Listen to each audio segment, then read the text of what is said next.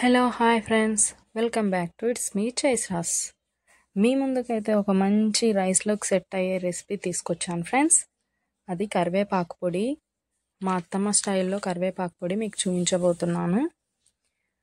అది ఎలా చేసుకోవాలి, ఏ ఇంగ్రీడియంట్స్ వాడాలి అనేది డీటెయిల్గా చెప్తాను ఫ్రెండ్స్. చూసేయండి. నా ఛానల్ని ఫస్ట్ టైం చూస్తున్నట్టయితే సబ్స్క్రైబ్ చేసుకోండి ఫ్రెండ్స్. పక్కనే ఉన్న బెల్ ఐకాన్ క్లిక్ చేసి ఆల్ అనే ఆప్షన్ ఓకే చేసుకోండి. ఫస్ట్ అయితే మనం కరివేపాకుని క్లీన్గా వాష్ చేసుకొని తడి లేకుండా ఆరబెట్టుకోవాలి ఫ్రెండ్స్. తడి లేకుండా ఆరబెట్టుకుంటేనే కరివేపాకు పొడి పొడి పొడిగా వస్తుంది, నిల్వ ఉంటుంది. ఎక్కువ రోజులు ఉంటే కూడా నిల్వ ఉంటుంది. తడి ఉంటే చెడిపోతుంది ఫ్రెండ్స్. ఫస్ట్ అయితే ఒక ప్యాన్ తీసుకొని దాంట్లో మినపబ్యాళ్ళు, శనగ బ్యాళ్ళు, ధనియాలు కొన్ని, జీలకర్ర అన్నీ కూడా డ్రైయే ఫ్రెండ్స్. అన్నీ కూడా నూనె లేకుండా డ్రైగా వేయించుకోవాలి, కలర్ వచ్చేదాకా వేయించుకోవాలి.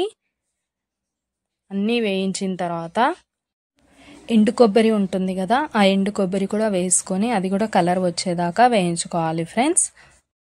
నెక్స్ట్ అదే ప్యాన్లోనే కొంచెం ఆయిల్ వేసుకొని ఎండుమిర్చి ఉంటాయి కదా, తగినన్ని ఎండుమిర్చి తీసుకొని అవి కూడా కొంచెం రెడ్ కలర్ వచ్చేదాకా వేయించుకోవాలి.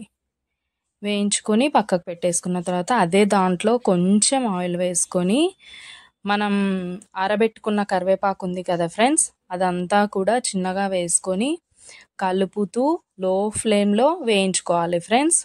అది కలర్ మారుతుంది. అది కలర్ మారడానికి 15 minutes కంపల్సరీ పడుతుంది ఫ్రెండ్స్.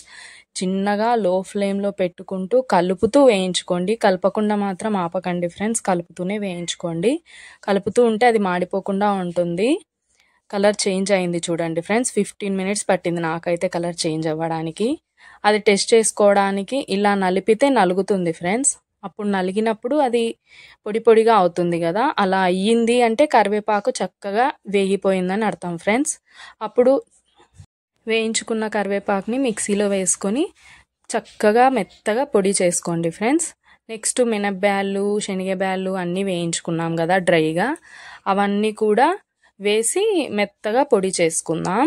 మిరపకాయలు, ఉప్పు తప్ప అన్నీ వేసి వేయించుకోండి ఫ్రెండ్స్. అది మెత్తగా పొడి అయిన తర్వాత అది పక్కన పెట్టేసుకోండి. ఎండుమిర్చి ఉన్నాయి కదా, ఆ ఎండుమిర్చి, ఉప్పు కలిపి మళ్ళీ మిక్సీ పట్టుకోండి. అదే మిక్సీలో మనం పొడి చేసుకున్నాం కదా బ్యాళ్ళు అన్నీ కూడా, ఆ పొడి అండ్ మళ్ళీ కరివేపాకు పొడి కూడా మనం చేసుకున్నాం కదా, అది కూడా వేసి మొత్తం కలిపి మెత్తగా మిక్సీ పట్టుకోవాలి ఫ్రెండ్స్. చాలాసేపు తిప్పండి ఫ్రెండ్స్. నెక్స్ట్ కొంచెం చింతపండు వేసి కొంచెం ఎల్లిపాయలు వేసి లాస్ట్లో కొంచెం తిప్పుకోవాలి ఫ్రెండ్స్. అంతే, కరివేపాకు పొడి రెడీ అవుతుంది. నెక్స్ట్ ఒక ప్యాన్ పెట్టుకొని కొంచెం ఆయిల్ వేసుకొని మనం పొడి చేసుకున్నాం కదా, ఆ పొడిని వేసి వేయించుకోవాలి ఫ్రెండ్స్.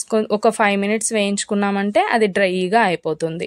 అంతే, కరివేపాకు పొడి రెడీ. ఎంతో రుచికరంగా ఉండే కరివేపాకు పొడి రెడీ అయిపోయింది ఫ్రెండ్స్. ఈ కరివేపాకు పొడి నచ్చినట్టయితే లైక్ చేయండి ఫ్రెండ్స్, మీ ఫ్రెండ్స్కి షేర్ చేయండి.